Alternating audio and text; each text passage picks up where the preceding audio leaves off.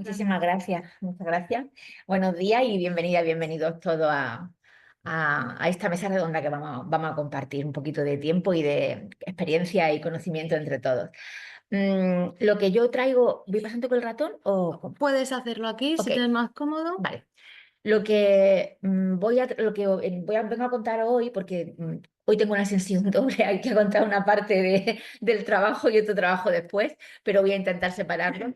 Lo que voy a contar aquí hoy es el resultado de una investigación que estamos realizando, bueno, no el resultado, porque la investigación está en curso, una investigación que estamos realizando varios miembros de la Cátedra UNESCO Paz, Solidaridad y Diálogo Intercultural. Entonces, es un trabajo que estamos haciendo simultáneamente en España, en Barcelona y en Almería, en Italia, en Roma y en los Países Bajos, en Hardenberg.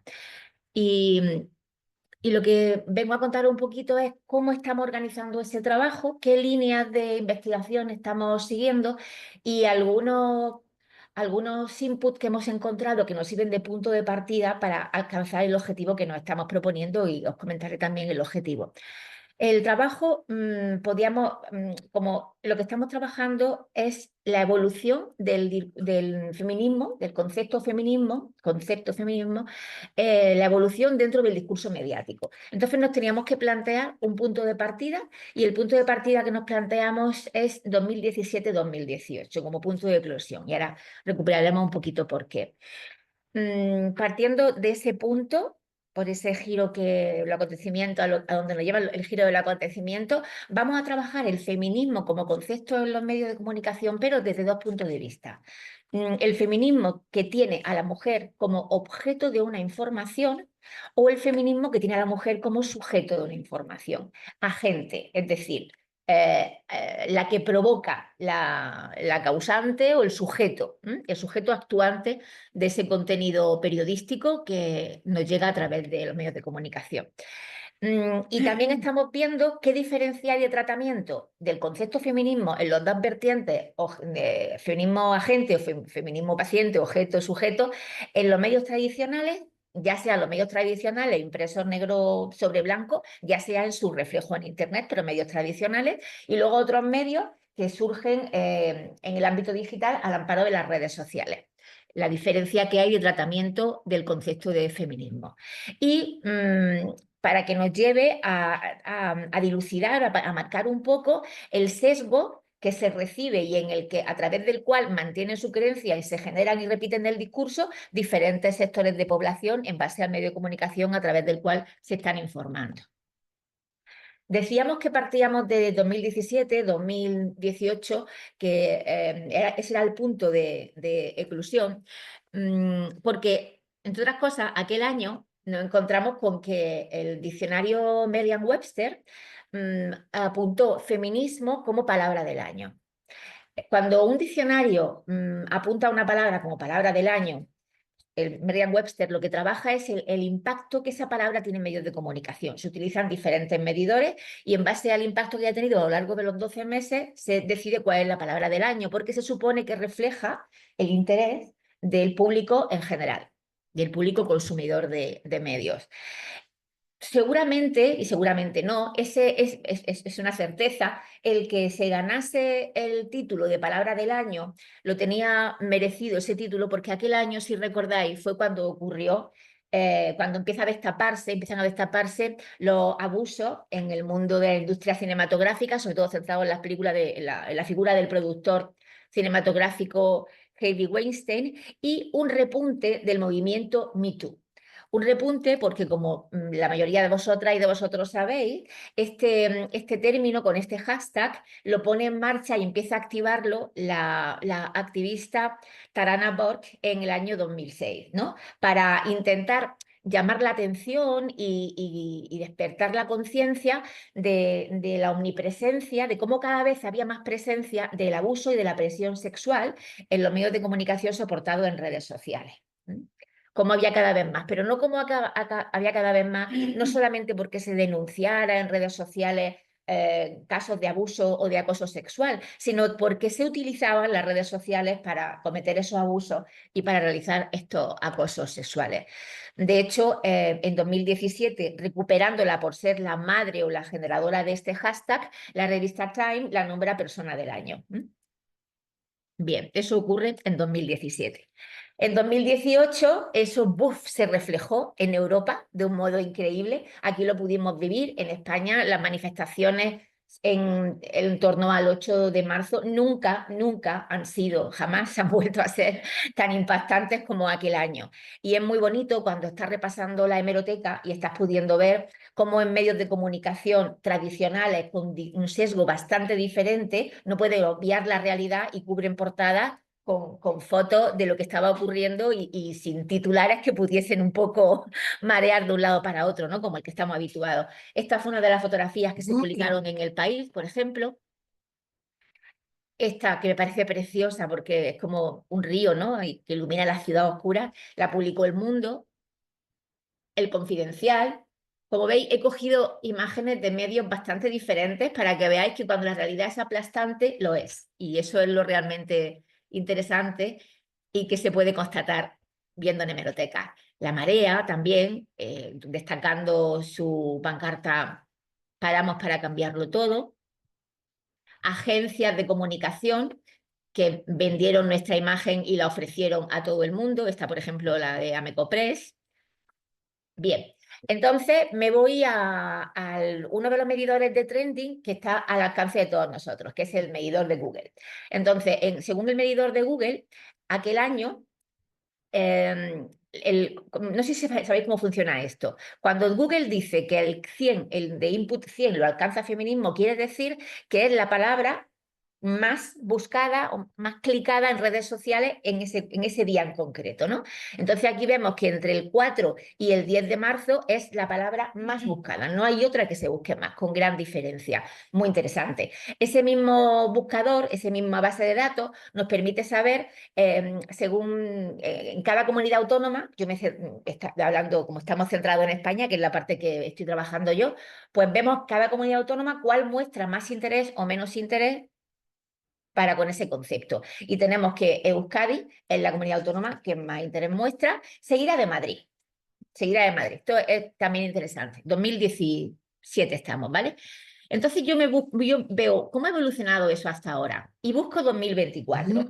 Entonces, mirad, el piquito que tenéis arriba es el 9 de marzo de 2024, pero el último piquito que he marcado es del 19 al 25 de noviembre. Con el día más alto, el 26, el día siguiente a las manifestaciones por el 25N. Pero solamente alcanzan un input de 25. Solo un input de 25. Y sin embargo, luego llegamos al 9 de marzo y volvemos a tener el 100%. Pero también es bastante interesante que veamos cómo ha descendido y a lo largo del año no son ningún input remarcable, no hay búsqueda remarcable en cuanto al feminismo. Entonces, tenemos claro, bueno, mirad cómo estamos al 23 de noviembre, porque esto lo actualicé la semana pasada, ¿no? Entonces, esto nos lleva a constatar que efectivamente mediáticamente el feminismo se está asociando siempre a dos efemérides, mediáticamente, la del 8 de marzo y la del 25 de noviembre. Y que la del 8 de marzo tiene bastante más peso y más relevancia porque es menos... Vamos a ver, es una efeméride en torno a la cual la sociedad patriarcal en la que seguimos viviendo se siente menos incómoda a la hora de manifestarse apoyando las reclamaciones de las mujeres. El 25 de noviembre hay una gran parte de la sociedad, como veremos, que se siente bastante incómodo a la hora de apoyar nuestras reivindicaciones y entonces no hay tanto acercamiento ni hay tanto respuesta mediática. Hay puntuales que cubren la información, pero no hay mucho más. Quería saber cómo estábamos de la autonomía, a ver si había cambiado un poco el sentir de la autonomía y sí, ha cambiado, ¿no? Bueno, Euskadi sigue estando en los primeros puestos, en la segunda, pero ya Madrid no en la segunda, en la quinta, en los últimos 4 años. Eso también todos estos pequeños detalles son los que van marcando nuestra reflexión.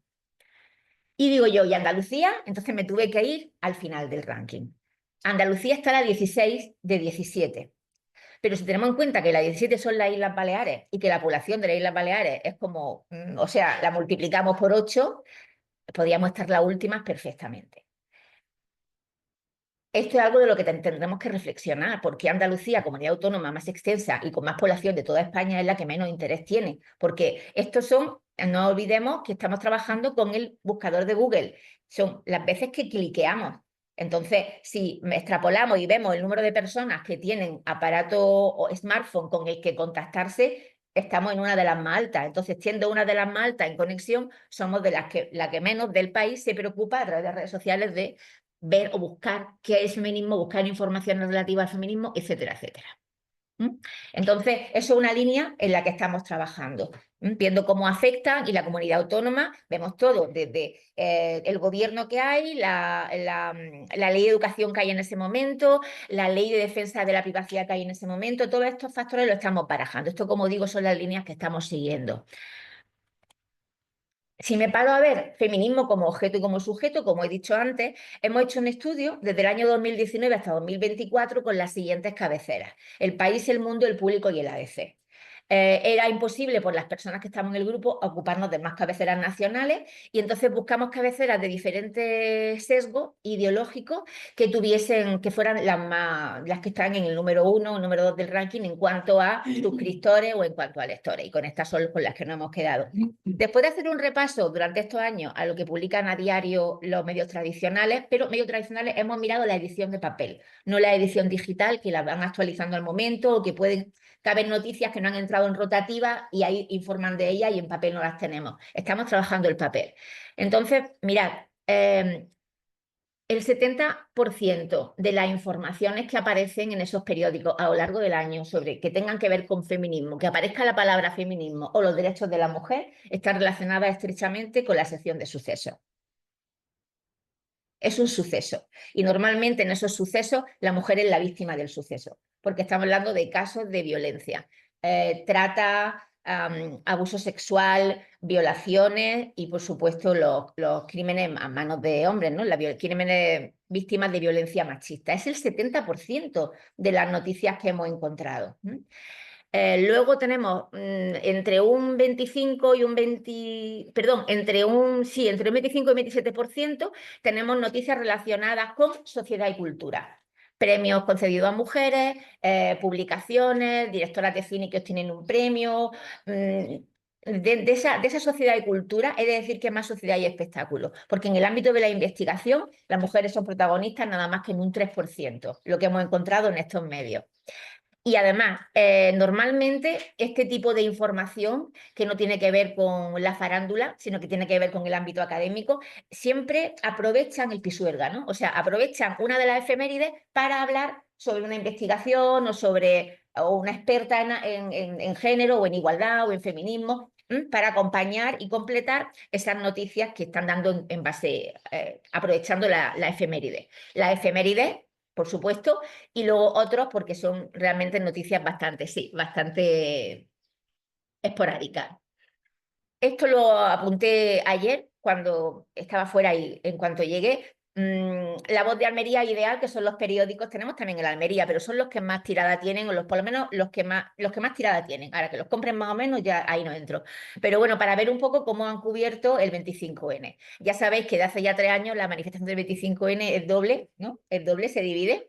Entonces, bueno, pues a ver cómo lo hacen. El año pasado hubo un conflicto entre el diario La Voz de Almería y la Plataforma de Acción Feminista, porque la información tenía parte de opinión por parte del periodista y al final pues la plataforma exigió una entrevista para aclarar lo que estaban diciendo, porque estaba más centrada, pasa que no quiero centrarme en eso, pero estaba más centrada la información en la peleilla que había entre las dos organizaciones que en lo que se estaba reclamando, ¿no? Al final se consigue que el discurso se pierda en el ruido. Bueno, pues está en la portada con la que informó La Voz, las informaciones que ha dado dentro, aprovechan, ¿no?, el minuto de silencio para la última víctima que convocó el ayuntamiento, perdón, la delegación de gobierno.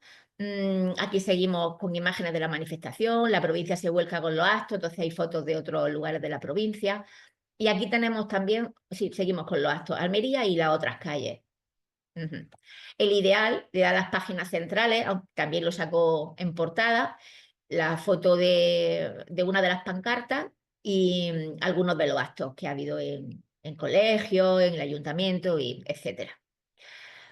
Si buscáramos hoy en los periódicos, hoy ya no hay nada relativo a esto, ¿no? Estamos en la misma semana, pasó 3 días y no hay nada. ¿Y qué pasa cuando el feminismo es el sujeto en los medios de comunicación que no son tradicionales, en las redes? Bueno, aquí lo que estamos haciendo, voy a pasar por alto, pero si no los conocéis, pues ya de paso os digo de algunos.